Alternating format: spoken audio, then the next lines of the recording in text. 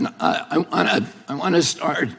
want to put aside my written statement for a moment and address one of the points that was brought up, I think an important point by the ranking member, that this body ought to be concerning itself with issues that impact directly the American people. The rising price of groceries, 76% over the past 2 years for basic foodstuff, the war in Ukraine, the inflation issues, the border issues, many, many other issues that concern us all as a nation. We can't do that without the First Amendment, without debate. When I gave my speech, my announcement speech in Boston 2 months ago, YouTube, I talked about all those issues. I focused on grocery. I focused on the fact that working class people can no longer afford to live in this country. I talked about inflation, all the issues that deeply concern you, and that you've devoted your career to alleviating those issues. 5 minutes into my speech, when I was talking about Paul Revere, YouTube deplatformed me. I didn't talk about vaccines in that speech. I didn't talk about anything that was a verboten subject. I just was talking about my campaign and things, the conversation that we ought to be having with each other as Americans. But I was shut down, and that is why the First Amendment is important. Debate, congenial, respectful debate is the fertilizer, it's the water, it's the sunlight for our democracy. We need to be talking to each other. Now, this is a letter that many of you signed, many of my fellow Democrats. I've spent my life in this party. I've devoted my life to the values of this party. 102 people signed this. This itself is evidence of the problem that this hearing was convened to address. This is an attempt to censor a censorship hearing. The charges in this, and by the way, censorship is antithetical to our party. It was appalling to my father, to my uncle, to FDR, to Harry Truman, to Thomas Jefferson, as the chairman referred to. It is the basis for democracy. It sets us apart from all of the previous forms of government. We need to be able to talk, and the First Amendment was not written for easy speech. It was written for the speech that nobody likes you for. And I was censored not just by the Democratic administration, I was censored by the Trump administration. I was the first person censored by as the chairman pointed out, by the Biden administration 2 days after it came into office. It ordered a truthful, and by the way, they had to invent a new word called malinformation to censor people like me. There was no misinformation on my Instagram account. Everything I put on that account was cited and sourced to peer-reviewed publications or government databases. Nobody has ever pointed to a single piece of misinformation that I published. I was removed for something they called malinformation. Malinformation is information that is true, but is inconvenient to the government, that they don't want people to hear. And that's antithetical to the values of our country.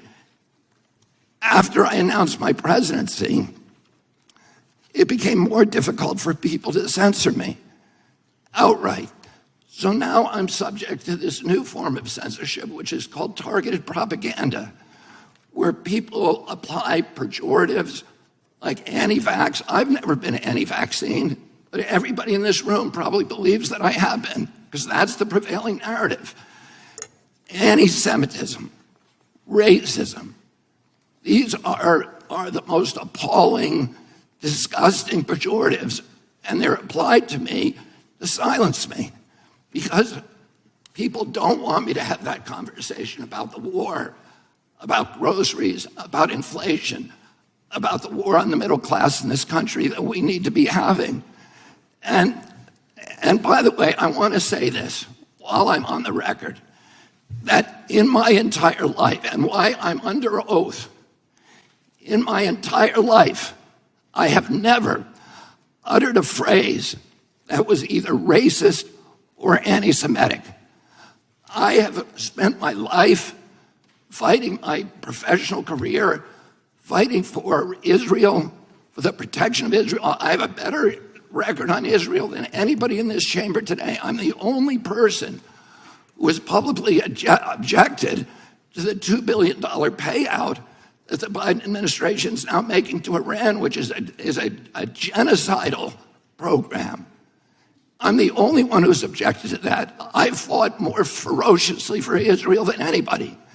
But I am being censored here through this target, through smears, through misinterpretations of what I've said, through lies, through association, which is a tactic that we all thought we had been discredited and dispensed with after the Army McCarthy hearings in the 1950s.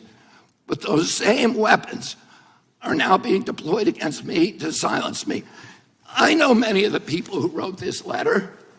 I don't believe there's a single person who signed this letter who believes I'm anti-Semitic. I do not believe that. There is no evidence of that.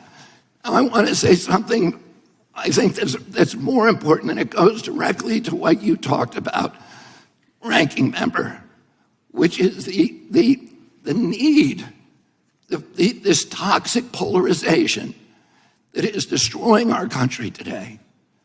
And how do we deal with that? This kind of division is more dangerous for our country than any time since the American Civil War. And how do we deal with that? How are we going to, every Democrat on this committee believes that we need to end that polarization. Do you think you can do that by censoring people? I'm telling you, you cannot. That only aggravates and amplifies the problem. We need to start being kind to each other. We need to start being respectful to each other. We need to start restoring the comedy to this chamber and to the rest of America, but it has to start here. My uncle, Edward Kennedy, has more legislation with his name on it than any senator in United States history. Why is that? Because he was able to reach across the aisle, because he didn't deal in insults, because he didn't try to censor people. He brought home people who were antithetical to what he believed in. He came home almost every weekend with people like Orrin Hatch to our house at the compound in Hyannisport. At that time, Orrin Hatch to me was like Darth Vader, because I was an environmentalist. And I was saying, why is Teddy bringing this guy home? But he knew that he was effective because he understood that comedy and respect and kindness and compassion and empathy for other people is the only way to restore the function in this chamber. But more importantly, today we need to give an example in the leadership of our country of being respectful to each other. If you think I said something that's anti-Semitic, let's talk about the details. I'm telling you all the things that I'm accused of right now by you. And in this letter are distortions, they're misrepresentations. I didn't say those things. There's fragments that I said, but I denounce anybody who uses the words that I have said to imply something that is negative about people who are Jewish. I never said those things. And I want to point out also that the chairman pointed to Dennis Kucinich, who's fighting behind me. There is no two people in the country who feel more differently about American politics than these two people. And yet they were friends. Dennis attended his children's basketball games, attended his daughter's wedding. This is what we need, how we need to start treating each other in this country. We have to stop trying to destroy each other, to marginalize, to vilify, to gaslight each other. We have to find that place inside of ourselves of light, of empathy, of compassion, and above all, we need to elevate the Constitution of the United States, which was written for hard times. And that has to be the premier compass for all of our activities. Thank you very much. Thank you.